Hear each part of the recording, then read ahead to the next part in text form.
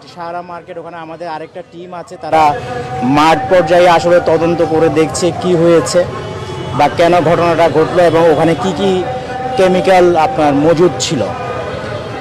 তবে আমাদের যে চারজন আহত হয়েছে, চারজনের মধ্যে তিনজন হচ্ছে ফায়ার ফাইটার, যাদের মধ্যে দুজন আপনারা ইতিমধ্যে জেনেছেন যে 100% দগ্ধ হয়েছেন। আমি তাদের সাথে কথা বলে আসলাম এবং আমাদের আরেকজন ওয়্যার হাউস ইন্সপেক্টর অফিসার, ওনার প্রায় 42%-এর মতো ক্ষতি হয়েছে।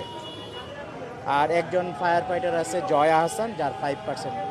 তো একজন দোকানের কর্মচারী সম্ভবত উনিও আহত হয়েছেন, যিনি ঢাকা মেডিকেল কলেজ হাসপাতালে আছেন, তার 95%-এর মতো আমরা যতটুকু জানতে পেরেছি ক্ষয়ক্ষতি হয়েছে।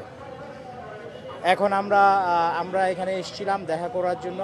এখানে বার্ন ইনস্টিটিউটের সবাই সর্বাত্মক চেষ্টা করছেন এবং তাদেরকে যথাযথ একটা প্রোটোকল থাকে, প্রোটোকলের নিয়ম অনুযায়ী তারা তাদেরকে চিকিৎসা সহায়তা দিয়ে যাচ্ছেন। এখানে পরিবারের সাথেও আমরা কথা বলেছি, আমরা বলেছি আমাদের সর্বাত্মক সহযোগিতা আমরা প্রদান করব।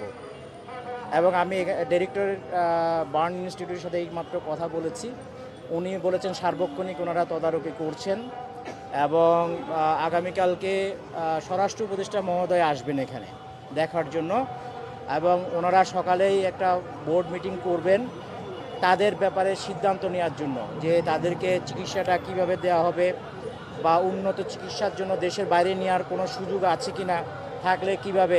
বাট আমরা ফায়ার সার্ভিস এবং সিভিল ডিফেন্স থেকে বলেছি আমরা সর্বাত্মক